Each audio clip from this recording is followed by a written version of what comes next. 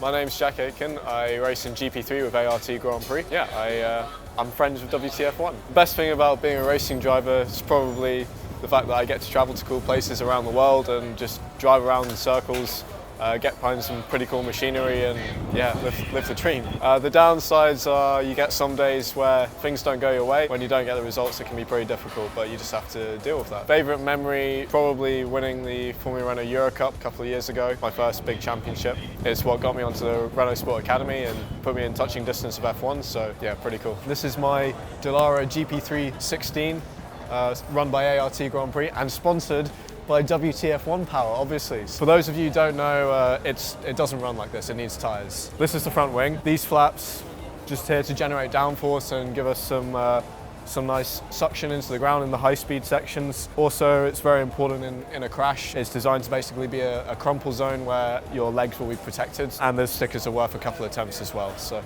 it's a very important piece of the car. If we come back, you start to see the real structure of the car. You've got things like the suspension coming out here. It's all housed deep inside of the cockpit. Brake ducts, very important to keep the car cool because they run at very high temperatures. Steel discs.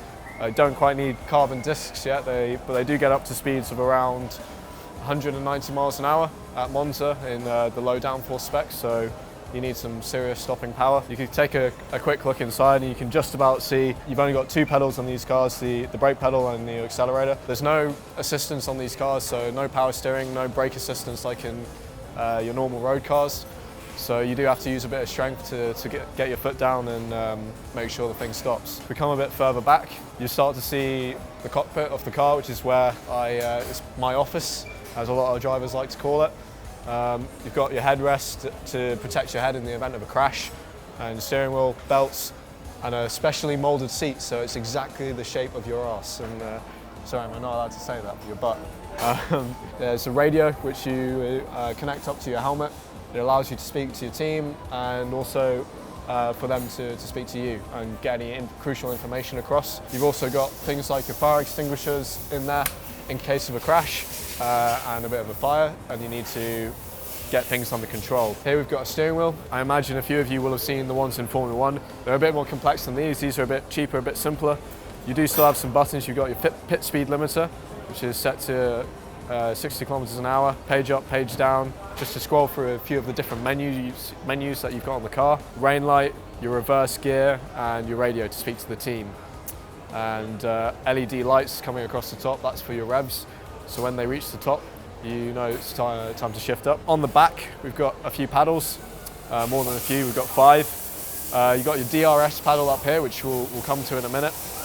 Your upshift and downshift, and your hand clutch. Now, like I said, you've only got 2 pedals, so these are replacing the clutch pedal in your car, and you have to have some pretty delicate control over that to make sure you don't stall. They're not easy to get off the line, these things, even with 400 horsepower behind them. Moving back, you've got your radiators, again, very important for keeping the car cool.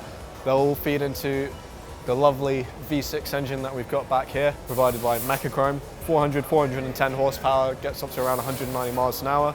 6-speed sequential gearbox, more steel brakes at the back, similar brake ducts and all that suspension. If we move back to the rear wing, it's not obvious, but under this little hood here, you've got a DRS system, quite similar to what you'll see in Formula 1, where it'll pull this top flap up and basically allow air to come through the middle of the wing and just give you a speed increase.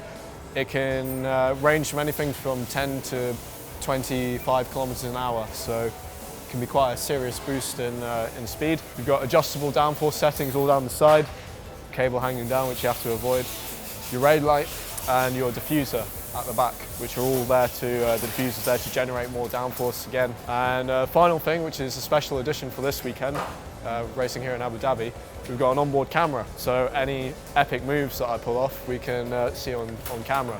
Of course, designed to be aerodynamically suitable for the car. So that's my car. Doesn't have a name, but yeah, I'm pretty close to it nonetheless.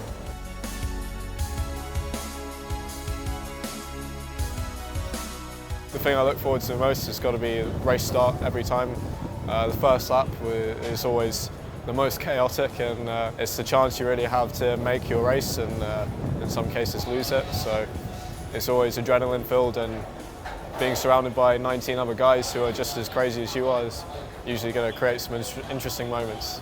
Best thing about being part of Renault is I get to hang around Enstone and do stupid things like go and sit in the show cars for a bit while I have my lunch. But obviously they bring a lot to my racing as well. They help me a lot to develop, and they want to see me in an F1 car someday, so they set me high standards and I have to try and match them. Definitely feel the pressure, yeah, but I don't think being part of a junior program makes it any worse. It's part of the job. Even if I wasn't part of the academy, I have to deal with the pressure anyway. Mackie D's, yeah. My favourite cheat food. Usually I have to stick to a pretty strict dietary regimen, and that includes just making sure I've got enough fuel to go and train and put on a bit of muscle and all of that. One unusual fact that people may not know about me. As of quite recently, I have a cool scar, which is clearly visible there. Actually, it's a baby shark that attacked me brutally. Yeah, no, it's a bike accident where it got my leg stuck in the chain. So usually it's not on display because I don't wear shorts because I've got pasty British legs. So yeah, secret.